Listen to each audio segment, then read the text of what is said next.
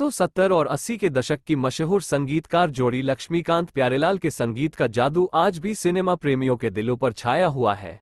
इसी संगीतकार जोड़ी में से प्यारेलाल जी, जिनका पूरा नाम प्यारेलाल रामप्रसाद शर्मा है, 3 सितंबर को अपना जन्मदिन मना रहे हैं।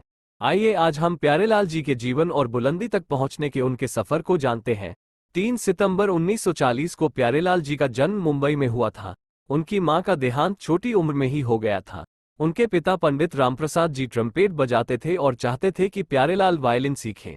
पिता के आर्थिक हालात ठीक नहीं थे। वे घर घर जाते थे जब भी कहीं उन्हें बजाने का मौका मिलता था और साथ में प्यारे को भी ले जाते।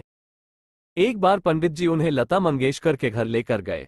लता जी प्यारे के वायलिन वादन से इतनी खुश हुई कि उन्होंने प्यारे को 500 रुपये इनाम में दिए, जो उस जमाने में बहुत बड़ी रकम हुआ थी। प्यारेलाल घंटों वायलिन का रियाज करते थे। जब वो 12 साल के हुए तो घर में आर्थिक तंगी के कारण उन्हें पढ़ाई छोड़ काम करना चुना। वो स्टूडियो जाकर वायलिन बजाते थे। उस समय प्यारेलाल के गुरु एंथनी गोंजाल्वेज बॉम्बे ऑर्केस्ट्रा, कूमी वालिया, मेहिल मेहता और उनके बेटे जुबिन मेहता आदि के लिए ऑर्केस्ट्रा में वायलिन बजाया करते थे। उनकी बदौलत प्यारेलाल जी को ऑर्केस्ट्रा में वायलिन बजाने के लिए कुछ रुपये मिल जाते थे। उन रुपये की वजह से उनको गुजर बसर करने के साथ साथ सुरील कला केंद्र में संगीत सीखने लायक रुपये बचा लेते थे।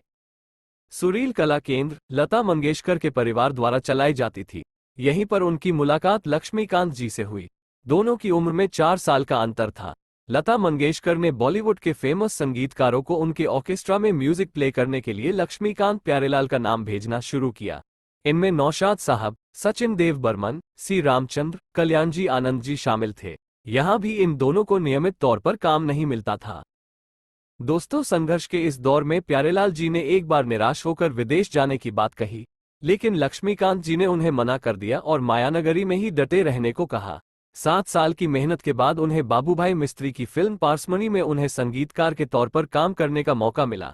दोनों के बीच तय हुआ कि लक्ष्मीकांत जी कंपोज करेंगे और प्यारेलाल म्यूजिक अरेंज करेंगे।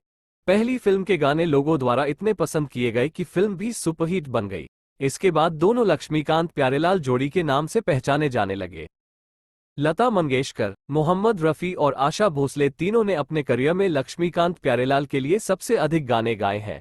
किशोर कुमार के साथ भी उनके बहुत अच्छे संबंध थे। सभी पुरुष गायकों में किशोर कुमार ने लक्ष्मीकांत प्यारेलाल के लिए सबसे अधिक 402 गाने गाए। उसके बाद रफ़ी ने लगभग 388 गाने गाए थे।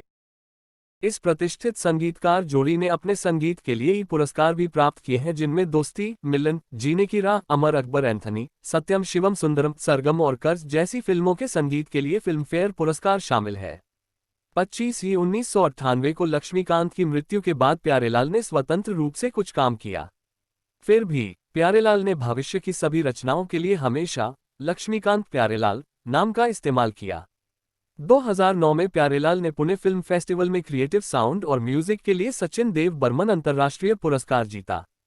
प्यारेलाल जी ने काकास एंटरटेनमेंट के साथ मेस्ट्रोस ए म्यूजिकल जर्नी कॉन्सर्ट का भी आयोजन किया।